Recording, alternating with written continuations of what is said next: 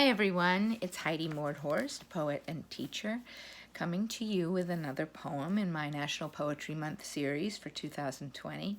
Each day in April, I'll be sharing another poetry video from one of my books.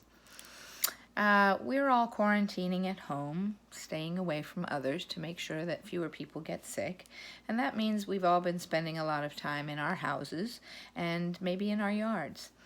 And I have a poem today which is all about being in your own yard. And as I've said before, one of the nice things about being a poet is you get to make up your own words, and you can even make up your own inventions sometimes if you need to. Today's poem is called Inventing the Tactoscope. And yep, I invented the tool called a tactoscope. And if you think about the word contact, which we're trying to avoid with other people, the tact part has to do with touching. And a tactoscope is like a microscope or a telescope. It's a thing that you look through. A tactoscope. The poem is from Squeeze, Poems from a Juicy Universe. The photos are taken by Jessie Torrey, and this is what the poem Inventing the Tactoscope looks like on the page. And this is what it sounds like. Inventing the Tactoscope.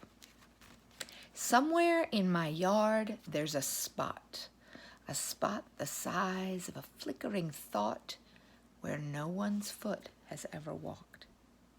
Somewhere on my skin there's an inch the size of a tiny pink pinch where no one's hand has ever touched.